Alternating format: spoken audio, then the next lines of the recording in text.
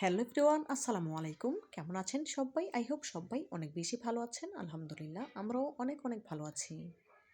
আজ আপনাদের জন্য নতুন আরও একটি রেসিপি নিয়ে চলে এলাম। আজ শেয়ার করব খেজুর গুড়ের পুরবরা খিরসা পাটিসাপটা তৈরির সহজ একটি রেসিপি। আশা করি রেসিপিটা আপনাদের অনেক বেশি ভালো লাগবে।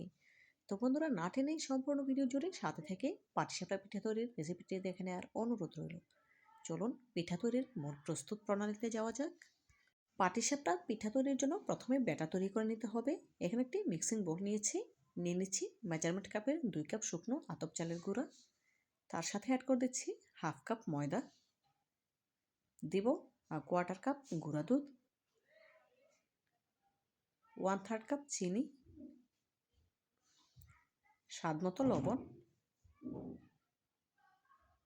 এখন সবগুলো শুকনো উপকরণ হ্যান্ড উইক্সের সাহায্যে খুব ভালোভাবে নেড়ে মিশিয়ে নেব। দেখুন খুব ভালোভাবে নেড়ে মিশিয়ে নিয়েছি। এখন এখানে অল্প অল্প কুসুম গরম পানি দিয়ে ব্যাটার রেডি করে নিতে হবে। এখানে কিন্তু আমি কুসুম গরম পানি ব্যবহার করছি। বেশি গরম দেওয়া যাবে না, কুসুম গরম হতে হবে। অল্প অল্প পানি দেব আর ব্যাটার রেডি করে নেব। দেখুন আমি কয়েকবারে পানি অ্যাড করে ব্যাটার রেডি করে নিচ্ছি। ব্যাটার খুব ভালোভাবে ফেটে নিতে হবে। যত ভালোভাবে ব্যাটার ফেটে নেওয়া হবে পাটিসাপটা পিঠাগুলো তত বেশি সফট এবং স্মুথ হবে। দেখুন খুব ভালোভাবে ফেটে নিচ্ছি। এই পর্যায়ে ব্যাটার রেডি হয়ে গিয়েছে। আপনাদের দেখে দিচ্ছি ব্যাটারের ঘনত্ব কেমন রেখেছি। দেখেই বুঝে নিতে হবে, বলে বোঝানোর কিছু নেই। এখন এই ব্যাটার রেস্টে রেখে দেব 20 মিনিটের জন্য। এই 20 মিনিটে আমি ভেতরের পুরটা রেডি করে নেব। চুলে একটি প্যানে 1 লিটার লিকুইড দুধ নিয়েছি। এখন অনবরত নেড়েচেড়ে দুধ জাল করে ঘন করে নিতে হবে। দেখুন এই পর্যায়ে দুধ জাল করে প্রায় হাফ লিটার মতো করে নিয়েছি। এখন এর সাথে অ্যাড করে দিচ্ছি হাফ চা চামচ এলাচের গুঁড়া। নেড়ে খুব ভালোভাবে মিশিয়ে নিয়েছি। এখন এর সাথে অ্যাড করে দেব 2 টেবিল চামচ শুকনো আতপ চালের গুঁড়ার সাথে কোয়ার্টার কাপ দুধ দিয়ে খুব ভালোভাবে মিশিয়ে নিয়েছিলাম। একটু নেড়েচেড়ে দিয়ে দিচ্ছি। এখানে 1 লিটার দুধের জন্য আমি 2 টেবিল চামচ চাউলের গুঁড়া ব্যবহার করেছি। নেড়েচেড়ে খুব ভালোভাবে মিশিয়ে নিয়েছি। দিয়ে দিলাম হাফ কাপ কোরানো নারকেল। অনবরত নেড়েচেড়ে পুরটা রেডি করে নিতে হবে। যেহেতু চালের গুঁড়া দিয়েছি সেজন্য কিন্তু খুব সহজেই প্যানের তলায় লেগে আসবে। খুব ভালোভাবে নেড়েচেড়ে পুর রেডি করে নেব। দেখুন এই পর্যায়ে অনেকটাই ঘন হয়ে এসেছে। এখন এর সাথে অ্যাড করে দিচ্ছি হাফ কাপ খেজুরের গুড়। গ্রেটারের সাহায্যে গ্রেট করে নিয়ে অ্যাড করে দিয়েছি। খুব ভালোভাবে নেড়েচেড়ে পুরটা ঘন করে নিচ্ছি। দেখে বুঝতে পারছেন কোনোভাবেই নাড়াচাড়া বন্ধ করা যাবে না, এতে করে প্যানের তলায় জমে যাবে। দেখুন পুর কিন্তু অনেকটাই ঘন হয়ে এসেছে। দেখেই বুঝতে পারছেন প্যানের গা ছেড়ে আসছে। এই অবস্থাতেই গ্যাসের ফ্লেম অফ করে দিয়ে চুলা থেকে নামিয়ে নিতে হবে। পুর যখন পুরোপুরি ঠান্ডা হবে তখন কিন্তু আরও অনেকটাই ঘন হয়ে আসবে। এখন পিঠা তৈরির জন্য চুলে একটি প্যান বসিয়ে সামনে একটু তেল ব্রাশ করে নিচ্ছি। গ্যাসের ফ্লেম লো আঁচে রেখে এই পিঠাগুলো তৈরি করতে হবে। পরিমাণ মতো ব্যাটার দিয়ে দিয়েছি।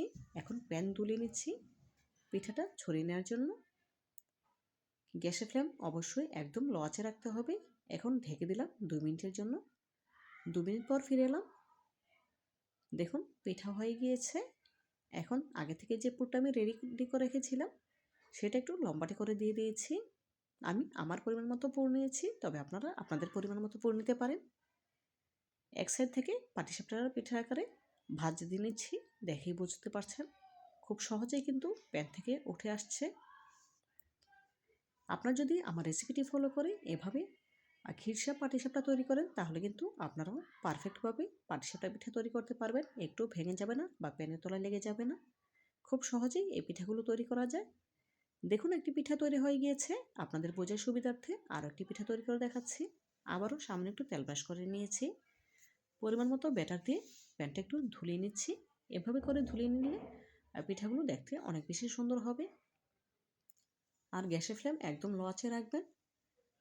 গ্যাসের আঁচ যদি বাড়ানো থাকে সেক্ষেত্রে কিন্তু পিঠাগুলো স্মুথ হবে না। দেখুন আবারও 2 মিনিট পর ফিরে এলাম।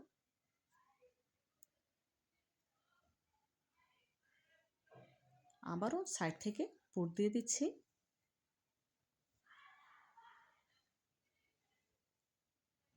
লম্বাটে করে নিয়ে পুরটা দিলে খুব সহজেই পিঠাগুলো তৈরি করা যায়। সাইড থেকে ভাঁজ করে নিচ্ছি। এইভাবে করে একই প্রসেসে সবগুলো পাটিসাপটা পিঠা তৈরি করে নেব। দেখুন এক এক করে সবগুলো পাটিসাপটা পিঠা তৈরি করে নিয়েছি। এখন একটি পিঠা আপনাদের ভেঙে দেখাবো। দেখুন কতটা সফট হয়েছে, দেখেই বুঝতে পারছেন। এই পিঠাগুলো তৈরি করা যতটা সহজ, খেতে কিন্তু তার থেকেও অনেক বেশি মজাদার। আপনারা একবার হলেও বাসায় আমার রেসিপিটি ফলো করে ট্রাই করবেন, ইনশাল্লাহ অনেক বেশি ভালো লাগবে। তো বন্ধুরা, আজকের মতো বিদায় নিচ্ছি। ভালো থাকবেন সবাই, আর আমার জন্য দোয়া করবেন যেন প্রতিনিয়ত এমন আরও নতুন নতুন রেসিপি আপনাদের উপহার দিতে পারি। আজকের মতো বিদায় নিচ্ছি। আল্লাহ হাফেজ।